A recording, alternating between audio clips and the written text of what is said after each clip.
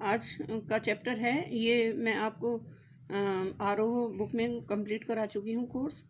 अब ये जो है वितान का चैप्टर है जो आपके सिलेबस में आना है। इसके क्वेश्चन आंसर पहले भेज चुकी हूँ, लेकिन मैंने समरी नहीं बोली थी इस चैप्टर की। तो इसकी समरी ऐसे है। इसके जो राइटर हैं वो कुमार गंधर्व हैं।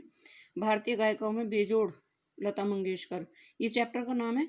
लता मंगेशकर के बारे में आप सभी ने सुना होगा, बहुत बड़ी सिंगर हैं वो, उनका नाम सभी ने सुना होगा। तो उन्हीं के बारे में कुमार गंधर्व ने उनकी विशेषताओं पर जो है जोर दिया है। भारतीय गायिकाओं में बेजोड़ लता मंगेशकर नामक व्यक्ति वृत्त प्रसिद्ध गायक कुमार गंधर्व द्वारा रचित है, यानी उनके द्वारा लिखा गया है।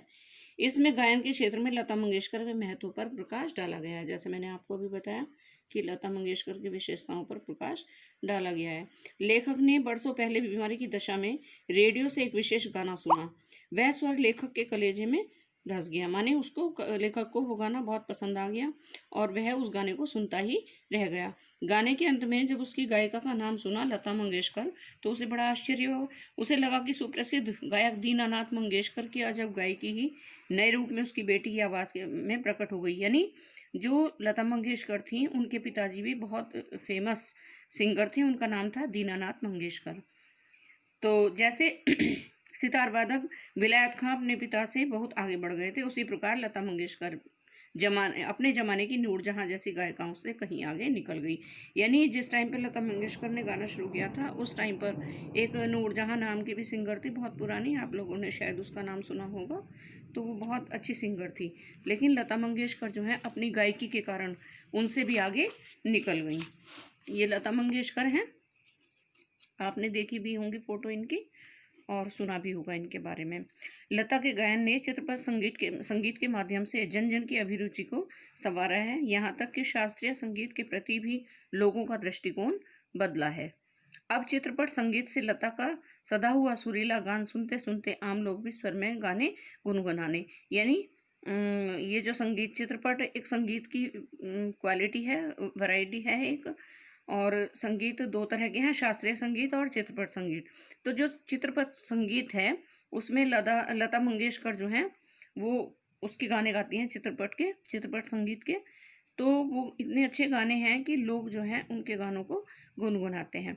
उनमें संगीत की लय और सुरीलेपन की समझ बढ़ने लगी है। इस प्रकार संगीत की लोकप्रियता और अभिरुचि के विकास पर प्रसार में लता का योगदान बहुत अधिक है। यानी योगदान का मतलब है कि इन्होंने बहुत अधिक गाने गाए हैं। लता मंगेशकर जो है उनकी लोकप्रियता का मुख्य मर्म जो है गानपन ही है, माने उनकी जो प्रसिद्धि हुई है वो उनके गाने के कारण ही हुई है। उनके गाने की एक और विशेषता है उनके स्वरों की निर्मलता, यानी उनके जो गाने हैं, ये मैंने आपको पहले भी बताया चैप्टर की समरी जब शुरू की थी कि इनके गानों की विशेषता, इनके जो गला है उनकी विशेषताओं पर, इनके सुरीलेपन की विशेष मतलब क्वालिटी, ये सब इन क्वालिटीज़ पर ही लेखक ने जोड़ दिया है कि लता मंगेशकर के गाने में क्या क्या क्वालिटीज़ हैं। तो निर्मलता भी उनके गाने की एक क्वालिटी है, और जो उनसे जो पहले पार्श्व गायिका नूरजहां थी वो भी एक बहुत अच्छी गायिका थी, मैंने अभी आपको बताया, इसमें जरा भी संदेह नहीं है। फिर भी गाने में एक मादक उत्तान लता उनके गाने में दिखाई देता था। लता के स्वरों में कोमलता और मुग्धता है। ऐसा दिखाई देता है कि लता का जीवन की ओर जो देखने का दृष्टिकोण है वही उनकी निर्मलता में झलक रहा है। शास्त्रीय गान और लता के गान में से लोग लता के गान को ही सबसे अधिक पसंद करते हैं, यानी क्योंकि इनकी आवाज़ इतनी सुरीली है कि लोग बाग इन्हीं के गानों को पसंद करते हैं। और उसका कारण यह है कि लता का गाना, उनका सुरीलापन और उनका मस्त करने वाला स्वर, यानी उनके गाने की विशेषताएं। श्रोता को रागों से, सुनने वालों को रागों से नहीं, सुमधुर गानपन से मतलब होता है। उन्हें राग से कौन सा राग लगाया इस चीज़ से कोई मतलब नहीं है, उनके गाने पर ध्यान दिया जाता है। यह गानपन लता के स्वर में 100% है। यही लता की लोकप्रियता का मुख्य मन भी है। नूरजहां की गायकी में जहां एक मादक उत्तान होती थी, वहीं लता के स्वर में एक निर्मलता है। उनमें कोमलता और मुग्धता का संगम है, यानी वो खुश करने का एक कोमलता भी है उनके गानों में, और लोगों को खुश करने का, लोगों को मोहित करने का एक संगम भी है। मानो उनका निजी जीवन उनके स्वर में झलक उठा हो। यह अलग बात है कि संगीत दिग्दर्शकों ने उनकी इस कला को भरपूर उपयोग नहीं किया। लता के गाने में एक प्रकार का नाद में उच्चार है। उनके गीत के दो शब्दों को अंतर स्वरों की आस से भर जाता है। ऐसा लगता है कि मानो दोनों शब्द एक दूसरे में विलीन हो गए, यानी दोनों शब्द एक दूसरे में खो गए हों। लता की यह विशेषता अनोखी है। लोग कहते हैं कि लता ने करुण रस के गाने बहुत अच्छे गाए हैं। करुण रस आपने पढ़े हैं 10th क्लास में, ही रस वाला चैप्टर है। तो उन्होंने जो है करुण रस के भी गाने गाए हैं। लेखक का मत इसके बिल्कुल अपोजिट है। उनके अनुसार लता ने मुग्ध श्रृंगार के गाने मध्य और द्रुत लय में बहुत अच्छे तरीके से गाए हैं। हाँ, संगीत दिग्दर्शकों ने उनसे ऊंची पट्टी में गवाकर उनके साथ अन्याय किया है। यानी उनसे जो है, जो संगीत के दिग्दर्शक हैं, उन्होंने उनका गाना जो है ऊंची आवाज में गवाकर उनके साथ अन्याय किया है। शास्त्रीय संगीत में लता का क्या स्थान है? यह प्रश्न बिल्कुल बेमाने है। इसका कोई मायने नहीं है। शास्त्रीय संगीत में जहाँ गंभीरता प्रमुखता होती है, चित्रपट संगीत में वहीं तीव्र लय और चपलता प्रमुख होती है। चित्रपट संगीत का ताल आरंभिक अवस्था का होता है और शास्त्रीय संगीत का बहुत पका हुआ होता है। चित्रपट संगीत में आधे और आसान तालों का उपयोग किया जाता है। यहाँ गीत, आगाज, सुलभता और लोच को महत्व दिया जाता है। किस में महत्व दिया जाता है? चित्रपट संगीत में। जहाँ तक लता की बात है, उनमें शास्त्रीय संगीत का भरपूर ज्ञान है उन्हें। लता के 3.5 मिनट के गान और 3 घंटे के शास्त्रीय संगीत की महफिल का आनंदात्मक मूल्य एक ही है। यानी चाहे 3.5 घंटे का शास्त्रीय संगीत हो या उनके गाने का 3.5 मिनट का उनका गाना हो, उनका मूल्य दोनों का एक ही है। लता का हर गान अपने आप में संपूर्ण कलाकृति के समान होता है। उसमें स्वर और लय शब्दार्थ की त्रिवेणी होती है। वास्तव में किसी गाने का महत्व इस बात पर निर्भर होना चाहिए कि उसमें रसिक को आनंदित करने की सामर्थ्य कितनी है। यानी गाने का जो महत्व है, जब भी कोई गाना गाता है तो उस गाने का जो महत्व है वो इस बात पर निर्भर होता है कि जो सुनने वाला है, उस गाने को जो सुनने वाला है, उसे पूरा आनंद उठा पा रहा है उस गाने को सुन करके या नहीं। इस बात पर निर्भर होना चाहिए गाने का महत्व। लेखक का स्पष्ट मत है कि शास्त्रीय संगीत भी रंजक न हो तो नीरस ही होगा। गाने का गानपन भी पक्के रागों, ताल, सुर के निर्दोष ज्ञान के कारण नहीं होता, बल्कि उसकी रंजकता के कारण होता है। बिना रंजकता के शास्त्रीय संगीत मनुष्य के अस्थि पिंजर के समान होता है। अस्थि पिंजर यानी खाली जो कंकाल तंत्र होता है मनुष्य का, उसके समान होता है।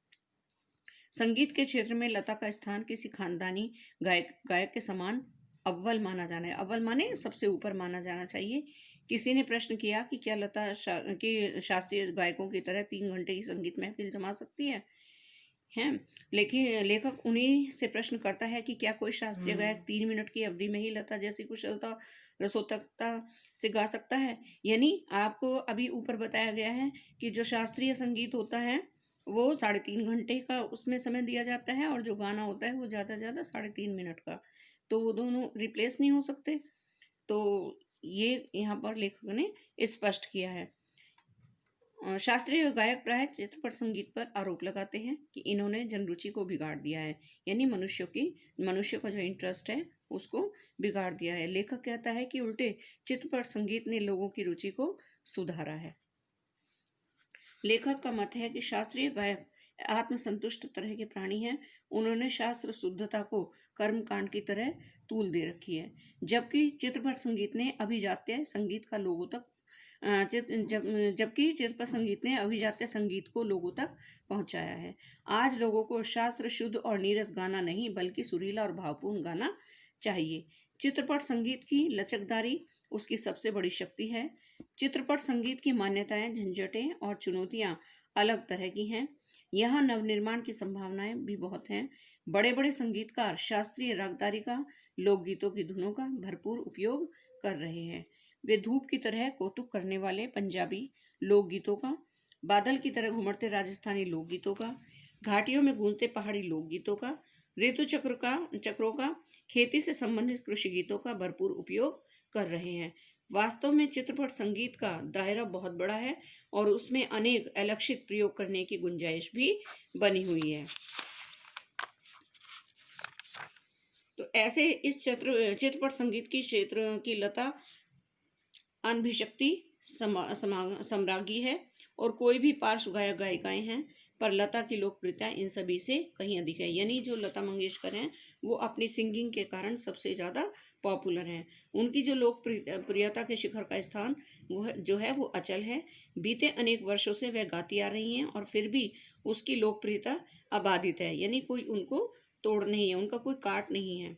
लगभग आधी शताब्दी तक जन मन पर सतत प्रभुत्व रखना आसान नहीं है। सतत माने लगातार, इस इतने समय से वो अपने मतलब अपने ऊपर कमांड बनवा रखी है उन्होंने, कोई भी उनको गाने में पीछे नहीं छोड़ सकता। तो ये एक आसान बात नहीं है। ज़्यादा क्या कहें, एक राग भी हमेशा टिका नहीं रहता। भारत के कोने कोने में लता का गाना जा पहुँचे। यही नहीं, प्रदेश में भी उनका गाना सुनकर लोग पागल होते हैं। यह क्या यह चमत्कार नहीं है? और यह चमत्कार हम प्रत्यक्ष रूप से भी देख रहे हैं। यानी लेखक ने यही बताया है कि उनकी आवाज़ जो है वो इतनी मधुर है, इतना सुरीलापन, इतनी निर्मलता और इतना मन को मोहने वाला उनकी आवाज़ है कि उनका आज तक कोई तोड़ नहीं हुआ। उनके टाइम में जो सिंगर थी एक नूरजहां, तो उन्होंने उसको भी पीछे छोड़ दिया है और लोग बाग उनके गानों को गुनगुनाते हैं और बड़े उससे सुनते हैं। तो ये चैप्टर की समरी थी और क्वेश्चन आंसर मैं आपको पहले ही भेज चुकी हूँ। अब ये आप कर लीजिएगा। इसकी कॉपी जो है ग्रामर कॉपी है, ग्रामर कॉपी में, वो रीडर कॉपी में मत करना इसका आरोह में। आपको जो काम करना है इसके क्वेश्चन आंसर वो आपको ग्रामर कॉपी में करने हैं। Thank you.